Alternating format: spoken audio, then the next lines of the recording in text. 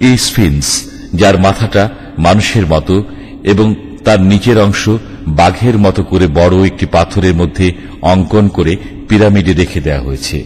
সুদানের ওই বালুর মধ্যে গ্রামবাসীর চষে যাওয়ার ঘটনা 1816 খ্রিস্টাব্দে ঐতিহাসিকগণের ইতিহাসে স্থান পায়। আরবদের মধ্যে ওই ইতিহাসকে আবুল ফাউল বলে। কুসংস্কৃত লোক এটাকে নীল নদের ভাঙন থেকে রক্ষক হিসেবে মনে করে। ফেরাউন যে সমস্ত জিনিস তার রাজদরবারে ব্যবহার করত, আজও সেগুলি মিশরে জাদুঘরে সংরক্ষিত আছে।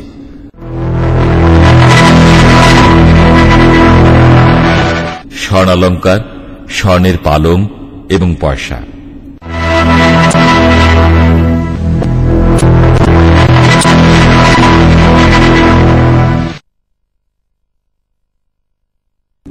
ফেরাউনের মমিটি প্রথমে পিরামিডে সংরক্ষিত ছিল, পরে তা মিশরের সরকার জাদুঘরে স্থানান্তরিত করেন।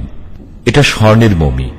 আল্লাহ তাআলার নির্দেশ অনুযায়ী খ্রিস্টপূর্ব 1235 সালে মুসা আলাইহিস সালাম এই সিদ্ধান্ত নিলেন যে বনী ইসরায়েলকে ফিরাউনের জুলুম এবং অত্যাচার থেকে রক্ষা করবেন।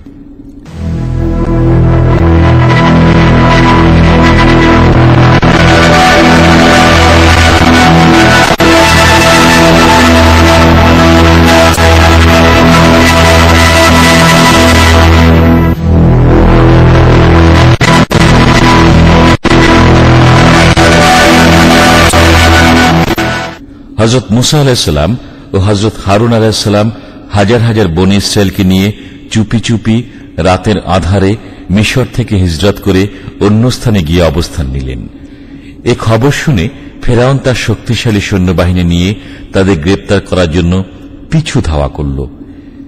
ইতিহাস থেকে জানা যায় যে বাহারে আহমেরের উত্তর দিকে খালিদে সুয়েলের উত্তর পাশে দু গ্রুপ একত্রিত হয়ে যাওয়ার উপক্রম হল।